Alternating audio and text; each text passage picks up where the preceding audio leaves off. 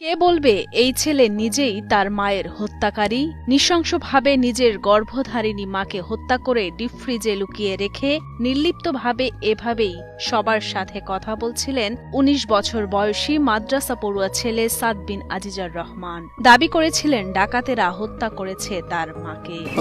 এই বাসা ওই বাসা উপরে সব জায়গায় খুঁজে যখন পাইনি, আমার কি যেন মনে হলো আমি ফ্রিজটা উঠেছিলাম। ফ্রিজ উঠানোর পরে দেখতেছি মা ভেতর মুখ বাঁধা, হাত পেছনে বেঁধে রাখছিল, মুখও বাঁধা ছিল, গলায় হালকা প্রেশার মতো ছিল। ওখান থেকে তো বের করে নিয়ে আমরা হসপিটালে গেছি। তারপর হসপিটালে যে আমাদের আসছিল যে উনি মারা যান নাই, আছে যে করছে আল্লাহ আছে বিচার দেব। আর আমাদের আল্লাহ যেন শহীদ মর্যাদা দান করেন, মাকে জান্নাত নসিব। যারা করেছে তাদের শনাক্ত করে আইনের আওতায় আনা হোক। অথচ ঘটনার একদিন যেতেই র্যাবের জিজ্ঞাসাবাদে বেরিয়ে এলো লোমহর্ষক তথ্য। মায়ের হত্যাকারীদের খুঁজে বের করার দাবি করা ছেলে নিজ হাতেই খুন করেছে তার মাকে।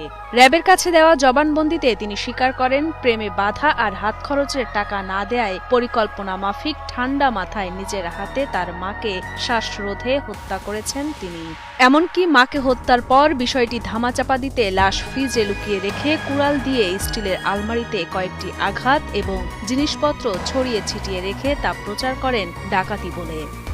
মানে ছোট ছেলে যে সাদ, সেই হচ্ছে প্রথম আইডেন্টিফাই করে বাসায় ঢুকে যে তার মাকে পাওয়া যাচ্ছে না, এবং সেই হচ্ছে আত্মীয় স্বজনকে জানায় যে তার মাকে খুঁজে পাওয়া যাচ্ছে না। তার প্রেক্ষিতে তার বাবা আসে, তারপরে আজিজুর রহমান, তারপর হচ্ছে তার মামারা আসে, এসে হচ্ছে ব্যাপক খোঁজাখুঁজি শুরু করে।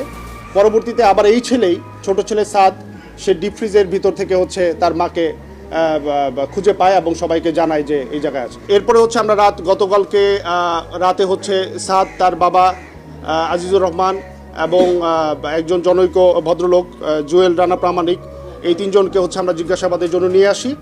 এবং জিজ্ঞাসাবাদ শেষে, পর্যাপ্ত জিজ্ঞাসাবাদ শেষে সাদ হচ্ছে স্বীকার করে যে সে তার মাকে হত্যা করে। 10ই নভেম্বর দুপুরে বগুড়ার দুপচাঁচিয়া উপজেলা সদরের জয়পুর পাড়ার একটি বাড়িতে ঘটে নির্মম হত্যাকাণ্ড।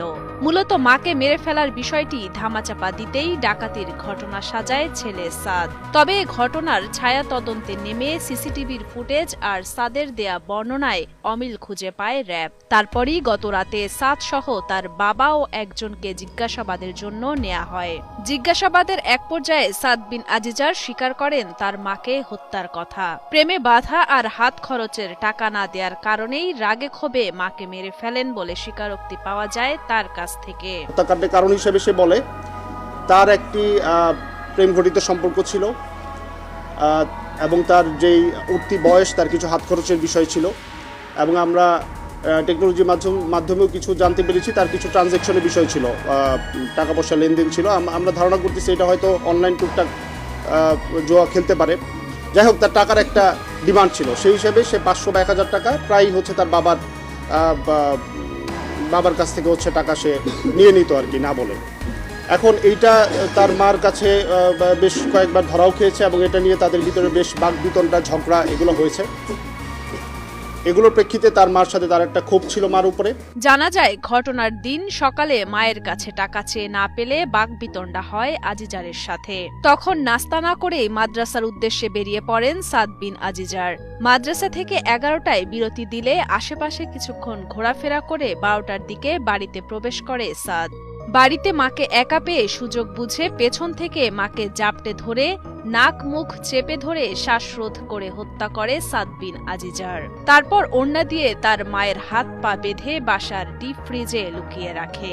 আর তারপর বাসায় থাকা কুড়াল দিয়ে আলমারি ভাঙে এবং বাসার সবকিছু ছড়িয়ে ছিটিয়ে রেখে বাসা থেকে বেরিয়ে যায়। পরে হত্যাকাণ্ডের বিষয়টি ধামাচাপা দিতে কিছুক্ষণ পর সাদ বিন আজিজার আবারও বাসায় ঢুকে নাটক সাজায় মা নিখোঁজের।